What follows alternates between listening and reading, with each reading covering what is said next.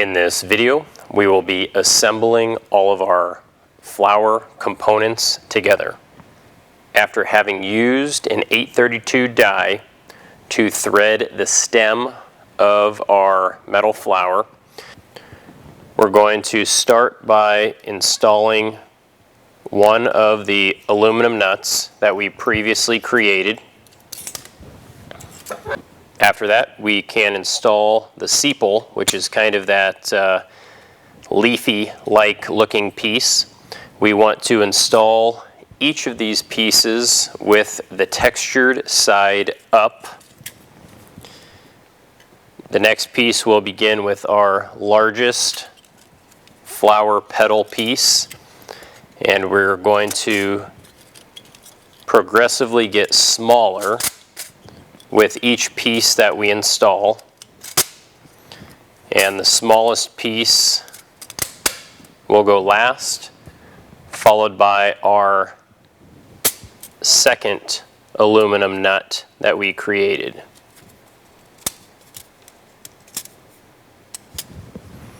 Ideally, we want to orient each of the petals so that the cut portions are offset from each other.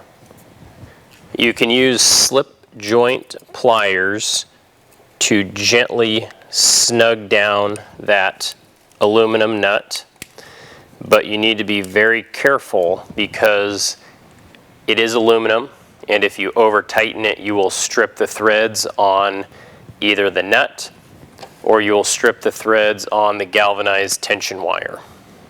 To fold up the petals for our metal flower, we're first going to start with needle nose pliers, and we're going to bend up one petal of our first layer.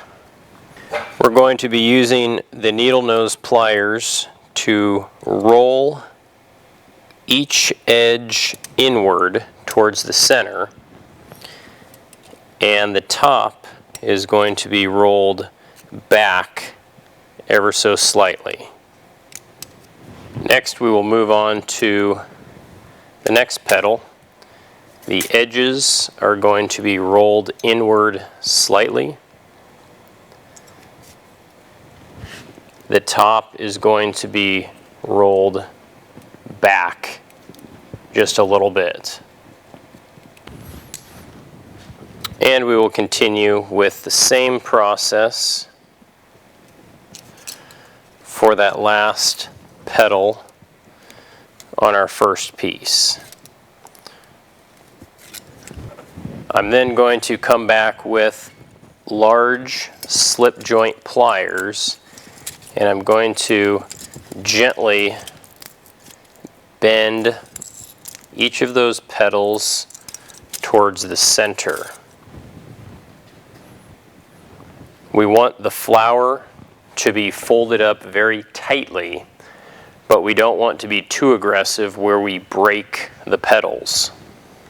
We're going to follow the same procedures with each additional petal, the sides being rolled inward ever so slightly, the top being rolled back,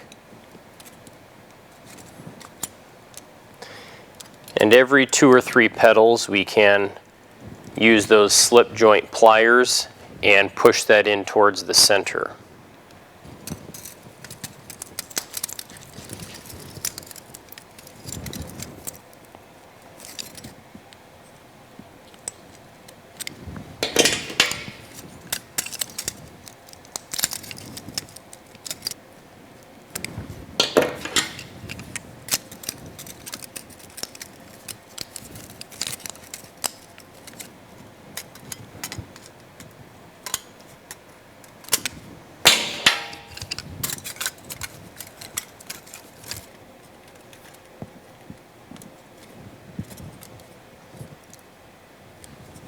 With the sepals, we're going to take the back end of our needle nose pliers and we're going to roll that leafy part around the back end of those.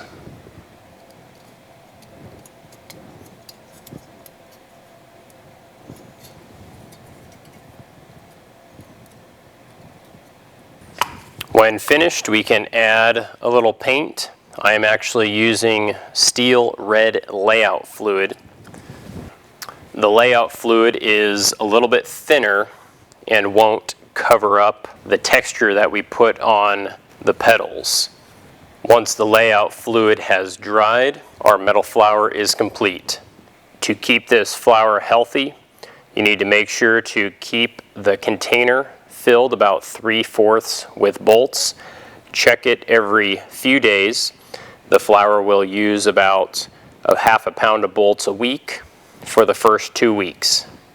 These flowers need a healthy supply of nuts and bolts if you want to keep it alive for any length of time.